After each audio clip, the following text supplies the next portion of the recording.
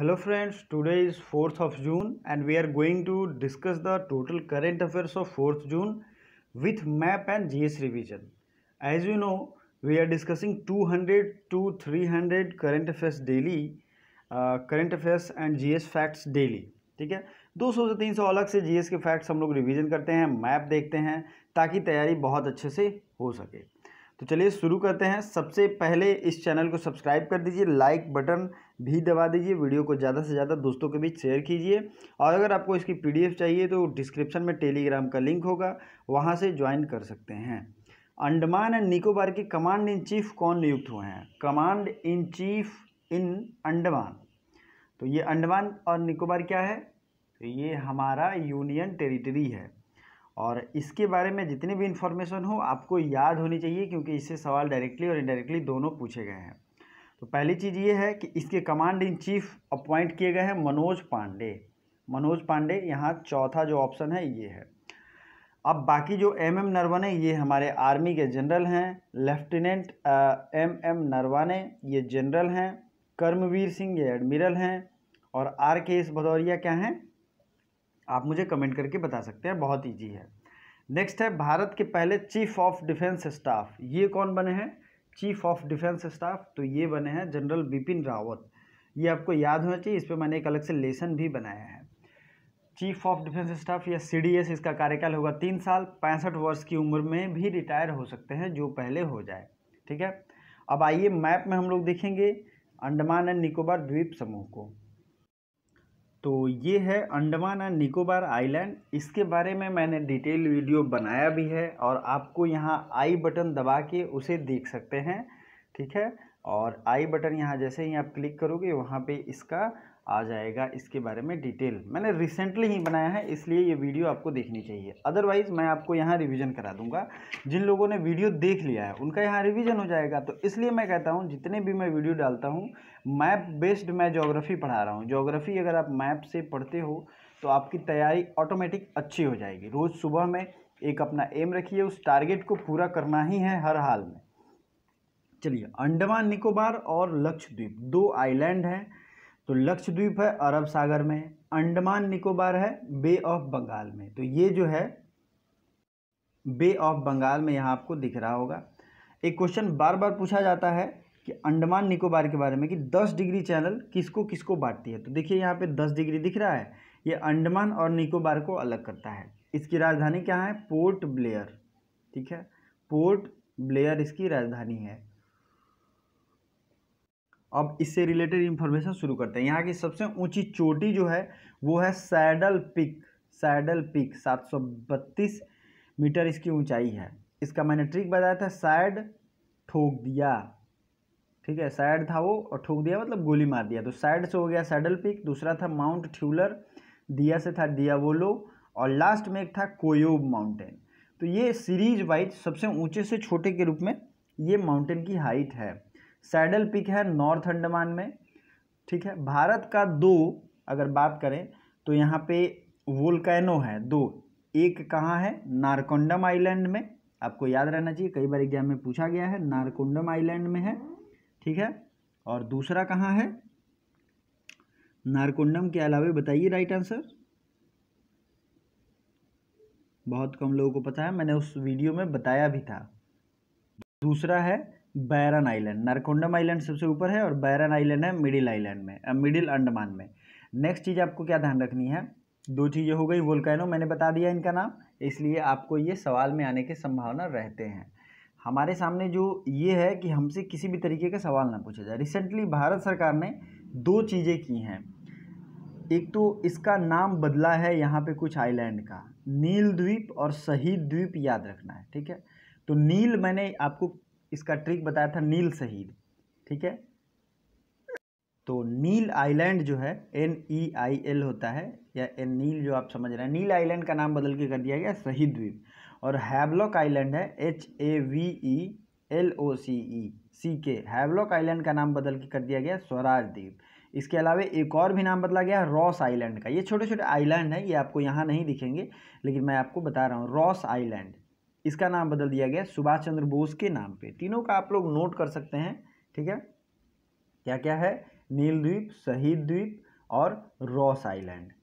ठीक है, Ross island Subhash Chandra Bose, नील को शहीद द्वीप कह दिया गया है और हैवलॉक आइलैंड को क्या कह दिया गया है, स्वराज द्वीप। तो ये नाम बदला गया है, इसलिए आपको याद रखना चाहिए।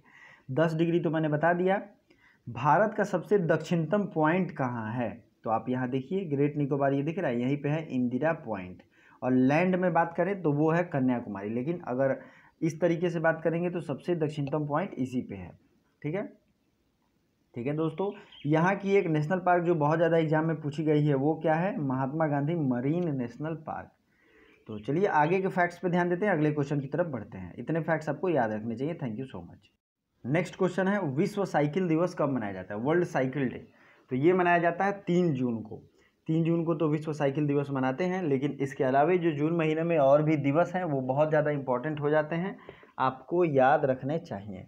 तो 1 जून को क्या मनाया गया, वर्ल्ड दूध दिवस या फिर वर्ल्ड मिल्क डे और ग्लोबल डे ऑफ पेरेंट्स।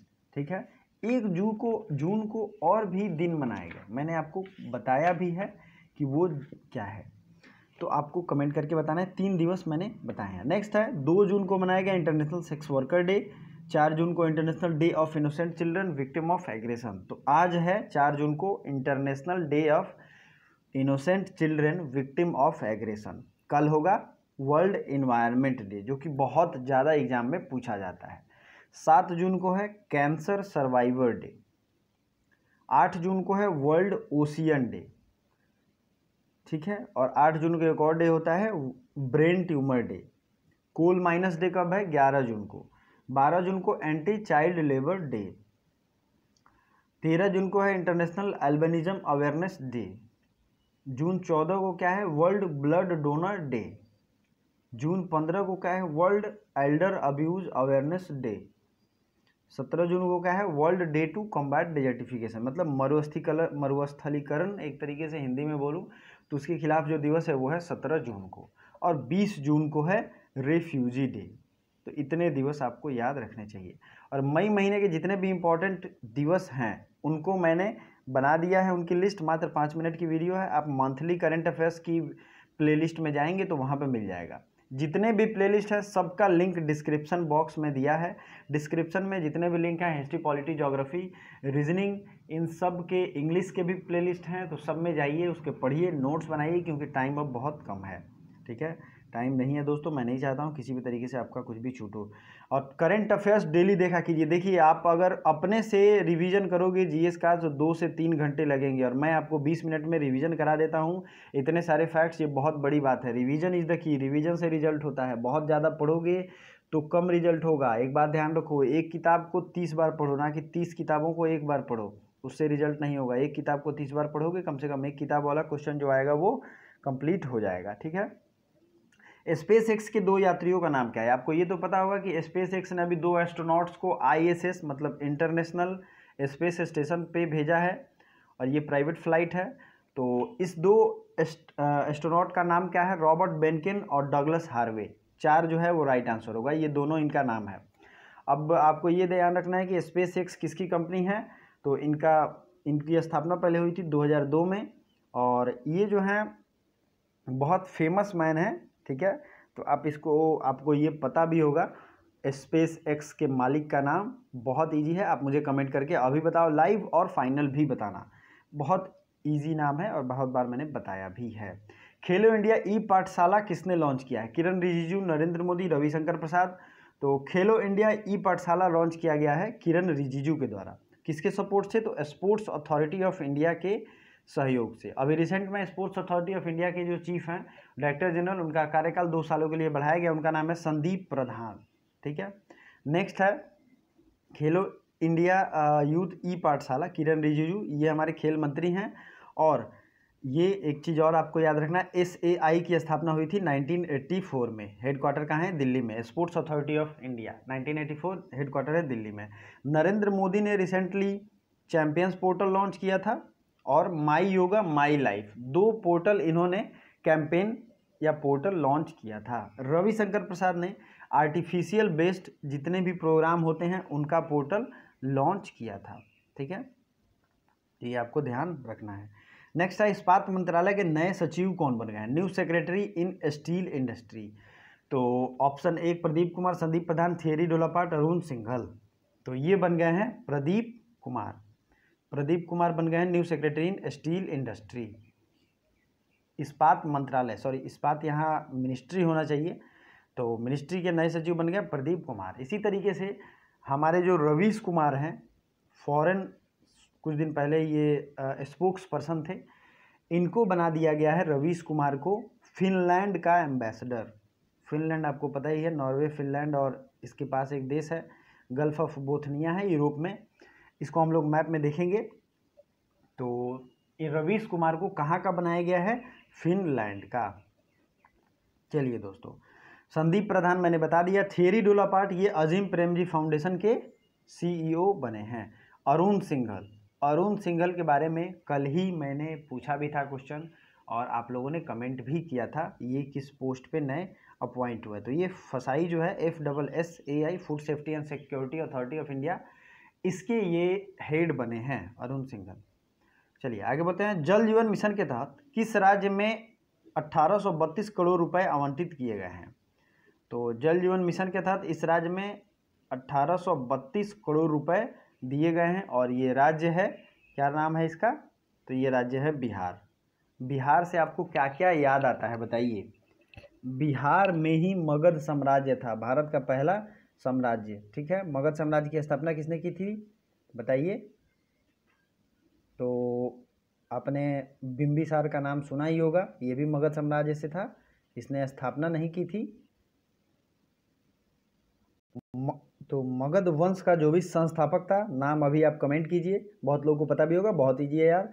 और देखिए मैं कमेंट इसलिए अब ज़्यादा कहूँगा आप लोगों को करने के लिए, क्योंकि अब एग्ज़ाम आ रहा है, मैं नहीं चाहता हूँ कि किसी भी तरीके से आपका छूटे। और अगर आपको नहीं पता है तो आप बुक खोलो यार, देखो उसको, ध्यान रखो कि मैंने सर ने ये पूछा था, ये आप तरीके से लाइव क्विज भी चलता रहेगा, इसलिए करंट अफेयर्स को लाइव भी लगाने की प्रैक्टिस डालिए, ठीक है। बिंबिसार उस वंश से रिलेटेड था।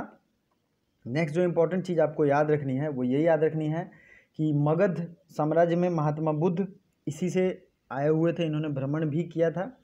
और मगध साम्राज्य में आगे चल कर एक आता है उदयन, इसने ही पाटलिपुत्र शहर को बसाया था, ठीक है। मगध साम्राज्य में नहीं था, ये अलग राजवंश का व्यक्ति था, लेकिन पाटलिपुत्र शहर को उदयन ने बसाया था, कई बार एग्जाम में भी पूछा गया है।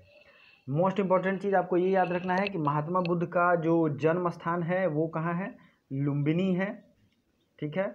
उसके बाद इनको शिक्षा मिली थी बोधगया में, जो कि बिहार में ही है। इन्होंने अपना सबसे पहला ज्ञान दिया था, उसको कहते हैं महाचक्र प्रवर्तन, ये है सारनाथ में, यूपी में, और उनकी डेथ हुई थी यूपी के कुशीनगर में। तो इनकी पूरी ज़िंदगी यूपी और बिहार में घूमती रही। इनकी जो फोस्टर मदर थी उनका नाम था महाप्रजापति गौतमी, और इनके जो बचपन का नाम था वो था सिद्धार्थ। जब इनको ज्ञान मिल गया तो इनको क्या कहते हैं, बुद्ध। बुद्ध को इंग्लिश में अगर कहें तो इनलाइटेंड, मतलब जिसको ज्ञान मिल चुका है, ठीक है। तो आज मैंने आपके रिवीजन के लिए इंडियन रिवर्स एंड लेक्स रखा है, क्योंकि जो बिहार है उसमें बस एक ही नेशनल पार्क है, उसका नाम क्या है, वाल्मीकि नगर टाइगर रिजर्व भी है, नेशनल पार्क भी है। तो आपको जितने भी रिवर एंड लेक हैं उनका मैं रिवीजन कराऊंगा विथ मैप। तो ये है सिंधु नदी, जिसे इंडस रिवर कहते हैं, ये निकलती है चेमयुंगदुंग ग्लेशियर से। कहाँ से निकलती है, चेमयुंगदुंग ग्लेशियर, चाइना के तिब्बत रीजन से। दोस्तों मैं एक चीज़ कहूँगा, करंट अफेयर्स पूरा देखने की हैबिट डालिए, क्योंकि बहुत चीज़, lots of facts will be revised in this section. Indus नदी की जो सहायक नदियाँ हैं, चेनाब, रावी, व्यास, सतलज, ये सब इसकी सहायक नदियाँ हैं। सब पे मैंने वीडियो बना दिया है, ज्योग्राफी के प्लेलिस्ट में आपको देखना चाहिए। गंगा नदी कहाँ से निकलती है, गंगोत्री से निकलती है, गंगोत्री उत्तरकाशी डिस्ट्रिक्ट उत्तराखंड से। इसकी सहायक नदियाँ यमुना, घाघरा, गंडक, गोमती, ये सब गंगा की सहायक नदी हैं। ब्रह्मपुत्रा कहाँ से निकलती है, तो ये भी निकलती है मानसरोवर कैलाश रेंज से, और ये अरुणाचल प्रदेश के तवांग में आके घूमती है और फिर असम होते हुए बांग्लादेश पहुंच जाती है। सबसे ज़्यादा ब्रह्मपुत्रा असम राज्य में ही बहती है। ब्रह्मपुत्रा की सहायक नदी बहुत सारी हैं। ब्रह्मपुत्रा को सांगपो नाम से जानते हैं, सांगपो मतलब प्यूरीफायर। तो ये क्वेश्चन भी आया हुआ है। ब्रह्मपुत्रा और गंगा दोनों को बांग्लादेश और बंगाल में क्या कहते हैं, तो ब्रह्मपुत्रा को कहते हैं पद्मा, सॉरी ब्रह्मपुत्रा को कहते हैं मेघना, और पद्मा कहते हैं गंगा को, ठीक है। दोनों चीज़ें आपको याद रखनी चाहिए। मैंने नदी वाले चैप्टर में विथ मैप भी पढ़ाया है। आप ज्योग्राफी की प्लेलिस्ट का लिंक मिल जाएगा डिस्क्रिप्शन में, पढ़िए, नोट्स बनाइए, आपको ज़रूर याद रखना चाहिए। अब यहाँ आपको 2 नदियाँ याद रखनी है मिडिल भारत की। देखिए जो इंपॉर्टेंट नदी है जिससे सवाल पूछेगा मैं वही बताऊंगा, नर्मदा और तापी। नर्मदा और तापी दोनों वृंस घाटी बनाती हैं, रिफ्ट वैली बनाती हैं और दोनों अरब सागर की तरफ गिरती हैं। मैक्सिमम नदियाँ जो है बंगाल की खाड़ी में गिरती हैं, बट नर्मदा जो है ये निकलती है अमरकंटक से, और सोन नदी भी है निकलती है अमरकंटक से। तापी नदी जो है ये सतपुरा और विंध्य और सतपुरा नदी, विंध्य और सतपुरा पर्वत श्रेणी जो है उसके नीचे ये दोनों तो बहती हैं, लेकिन सतपुरा के नीचे बहती हैं तापी। तो क्वेश्चन ये भी पूछा गया है। अब बात करते हैं राजस्थान की एक फेमस नदी को, तो ये है लूनी रिवर। और इंदिरा गांधी कनाल कहाँ है, तो ये भी राजस्थान में है। राजस्थान की राजधानी है जयपुर, जयपुर को पिंक सिटी के नाम से जानते हैं, और रिसेंटली वर्ल्ड हेरिटेज सिटी के रूप में भी इसे डेवलप किया गया है। अब थोड़ा देख लेते हैं साउथ इंडिया की नदी को, महानदी। और इधर आप देखेंगे महानदी है, ये उड़ीसा छत्तीसगढ़ रीजन में है, तो ये छत्तीसगढ़ के रायपुर से निकलती है और ये भी बंगाल की खाड़ी में गिरती है। चिल्का लेक आपको यहाँ दिख रहा होगा। चिल्का लेक भारत का सबसे बड़ा खारे पानी का झील है। सबसे बड़ा फ्रेश वाटर लेक है वूलर लेक, जो कि जम्मू एंड कश्मीर में। तो शुरू करते हैं कृष्णा नदी से। कृष्णा नदी निकलती है महाबालेश्वर से, ठीक है। कावेरी नदी निकलती है कोगारू डिस्ट्रिक्ट कर्नाटका से। इसी तरीके से और भी जो नदियां हैं वो इम्पॉर्टेंट हो जाती हैं, ठीक है। साउथ में और कौन कौन सी नदियां हैं, जैसे पेनेरू हैं, पालार हैं, ठीक है, कावेरी है, वैगई है। ये आपको देखेंगे तभी ये दिमाग में आएगा कि ये किस साइड की नदी है। बाकी नदियों को हम लोग कल डिस्कस करेंगे, डोंट वरी, ज़्यादा परेशान होने की ज़रूरत नहीं है। एक दूसरे से, यहाँ क्वेश्चन होगा, एक दूसरे से दूरी बनाए रखने के लिए सोदर ऐप किसने लॉन्च किया है। तो सोदर ऐप लॉन्च किया गया है गूगल से के द्वारा, गूगल ने लॉन्च किया है। गूगल के जो अभी CEO हैं और ये है सुंदर पिचाई, और ये अब किसके, इसके पेरेंट कंपनी, मतलब इसकी पेरेंट कंपनी का क्या नाम है, गूगल की पेरेंट कंपनी, उसके भी CEO बना दिए गए हैं। कुछ दिन पहले मैंने बताया था इसको, सुंदर Pichai. Facebook, Amazon, Twitter, Facebook के CEO हैं मार्क जुकरबर्ग। ट्विटर के संस्थापक कौन हैं, ये आपको याद रहना चाहिए। अमेजन का तो आपको पता ही है, जेफ बेजोस, ये दुनिया के अमीर व्यक्तियों में एक आते हैं, और इन सब के फाउंडर एंड CEO आपको याद रखने चाहिए, ठीक है। चलिए अगला क्वेश्चन देखते हैं। CTAP कोविड-19 technology access pool launched by, CTAP कोविड-19 एक्सेस पूल लॉन्च किया है WHO ने। तो अगर आपने कल के करंट अफेयर्स देखे होंगे तो कल मैंने बहुत सारे ऑर्गेनाइजेशन और उनके हेडक्वार्टर आपको रिवीजन कराए थे। आज उससे आगे मैं बताने वाला हूँ। CTAP पूल जो है ये लॉन्च किया गया WHO, जिसका हेडक्वार्टर है जेनेवा में। WTO का हेडक्वार्टर भी है जेनेवा में। यूनिसेफ का हेडक्वार्टर है कहाँ, न्यूयॉर्क में। यूनिसेफ का हेडक्वार्टर है फ्रांस की राजधानी पेरिस में, ठीक है। और अगर दूसरी चीज़ों का बात करें और इससे रिलेटेड जो फैक्ट्स हैं, तो अलग अलग यूनाइटेड नेशंस का हेडक्वार्टर कहाँ है, न्यूयॉर्क में। 193 कंट्री हैं और यूनाइटेड नेशंस के डायरेक्टर जनरल हैं एंटोनियो ग्यूटरस, सेक्रेटरी जनरल उन्हें कहते हैं, ठीक है। वर्ल्ड फूड प्रोग्राम, इसका आप लोग नाम जानते होंगे। इसका हेडक्वार्टर है रोम में, ठीक है। नेक्स्ट है न्यूयॉर्क में जिन जिन चीज़ों का हेडक्वार्टर है देख लेते हैं एक बार। तो ये है United Nations for centre for human settlement, इसका हेडक्वार्टर है न्यूयॉर्क में। यूनाइटेड नेशंस डेवलपमेंट प्रोग्राम, इसका भी हेडक्वार्टर है न्यूयॉर्क में। UNDP जो कि ह्यूमन डेवलपमेंट इंडेक्स जारी करता है। और इस बार जितने भी इंडेक्स हैं सब पे मैं एक अलग से वीडियो लेके आऊँगा, तो इस वीडियो को लाइक ज़रूर कर दीजिए और दोस्तों को शेयर भी कीजिए, ठीक है। तो ये आपको ध्यान रखना है, ठीक है। चैनल को सब्सक्राइब कर लें और वीडियो को लाइक एंड शेयर करें। तो UNDP का हेडक्वार्टर है न्यूयॉर्क में। अब अगला जो है यूरोपीय यूनियन, मैंने बताया था, इसका है ब्रुसेल्स में, ठीक है। यूरोपीय इकोनॉमिक कम्युनिटी, इसका भी हेडक्वार्टर है ब्रुसेल्स में। कॉमनवेल्थ का हेडक्वार्टर कहाँ है, लंदन में। नाटो का हेडक्वार्टर कहाँ है, ये है ब्रुसेल्स में। United Nations high commission for refugees, इसका हेडक्वार्टर कहाँ है, तो ये है वियना में। शरणार्थियों का मैंने बताया था कल 2, ठीक है, नहीं सॉरी, UNHCR जो है United high commission for refugee, ये है जेनेवा में। और इंटरनेशनल एटॉमिक एनर्जी एजेंसी, ये है वियना में। और इसके साथ एक और चीज़ जो है UNIDO, United Nations Industrial Development Organization, इसका हेडक्वार्टर है वियना में। तो 2 चीज़ों को आपको ध्यान रखनी है। तो इतनी चीज़ें आपको याद रखनी है। फूड एंड एग्रीकल्चर ऑर्गेनाइजेशन, इसका भी हेडक्वार्टर है रोम, ठीक है। तो 2 ऑर्गेनाइजेशन हो गए फूड से रिलेटेड जिनका हेडक्वार्टर है रोम। दोस्तों प्लीज़ वीडियो को लाइक जरूर कर दीजिए और इस चैनल पे पहली बार विजिट किया है तो सब्सक्राइब करना नहीं भूलें, और दोस्तों को भी एटलीस्ट 5 स्टडी ग्रुप में इस सारे वीडियो को शेयर करें। बहुत अच्छा लगेगा मुझे अब अगर आप लोग शेयर करेंगे, तो शेयर करके सपोर्ट कीजिए। डेलोटे ग्लोबल कंसर्न इंडेक्स में इंडिया की क्या रैंक है? ये कंसर्न इंडेक्स है, मतलब चिंता का रैंक है कि भारत के लोग कितने चिंता करते हैं, और इसको जारी किया है डेलोटे ने। तो डेलोटे ग्लोबल रैंक इंडेक्स में भारत के रैंक है टॉप पे है, 1 रैंक है, सेकेंड पे है मैक्सिको, 3 पे है स्पेन। ये आपको याद रखना है, भारत के लोग कितने ज़्यादा चिंता करते हैं। जो काम की चीज़ें हैं उसको कम चिंता करेंगे, और जो फालतू की चीज़ें हैं उसको चिंता ज़्यादा करेंगे। जो भी मैं मैप रिलेटेड ज्योग्राफी का वीडियो डालूँ जरूर देखिएगा, आज भी एक वीडियो आएगा। वर्ल्ड का दूसरा सबसे बड़ा मोबाइल निर्माता देश, तो ये है हमारा भारत, और पहला सबसे बड़ा निर्माता देश है चीन, ठीक है। नेक्स्ट है राज्य में जल जीवन मिशन के लिए 455 करोड़ की मंजूरी दी गई, तो ये कौन सा राज्य है? ये राज्य है छत्तीसगढ़। और कल मैंने इसका डिटेल आपको मैप के थ्रू बताया भी है, तो कल अगर आपने मैप नहीं देखा है तो ये मैप जरूर देखिएगा, ठीक है, आपको बहुत अच्छा लगेगा। निसर्ग चक्रवात कहाँ आया है? तो ये आपको पता ही है, महाराष्ट्र और गुजरात में। तेलंगाना स्टेट इस्टेब्लिशमेंट डे ये कब है? तो 2 जून 2014 को तेलंगाना की स्थापना हुई थी। अभी वर्तमान टाइम में कितने जो हैं स्टेट हैं? 28 स्टेट, और फिर से 8 यूनियन टेरिटरी हो गए हैं। कल इसके बारे में भी मैंने डिटेल बताया था। चलिए वीडियो को लाइक करते रहिए। चैंपियंस पोर्टल किसके लिए लॉन्च किया गया है? तो ये लॉन्च किया गया है MSME के लिए। चौथा क्वेश्चन है programme launch for youth named, यूथ के लिए प्रोग्राम लॉन्च किया गया है, नाम है responsible AI for youth. Ravishankar Prasad ने इसे लॉन्च किया है, ठीक है। अपना आंसर जो भी है उसे कमेंट करेंगे। 15 नंबर क्वेश्चन आपके लिए स्पेशली है, तो 15 नंबर क्वेश्चन को देखिए, और जो भी इसका राइट आंसर है आप प्लीज़ कमेंट करिए। वर्ल्ड मिल्क डे ये कब मनाया गया? वर्ल्ड मिल्क डे या विश्व दुग्ध दिवस, जो भी इसका राइट आंसर है डिटेल के साथ, थीम के साथ कमेंट बॉक्स में कमेंट कीजिए, मुझे बहुत अच्छा लगेगा। वीडियो लास्ट तक देखने के लिए तहे दिल से धन्यवाद। Thank you so much.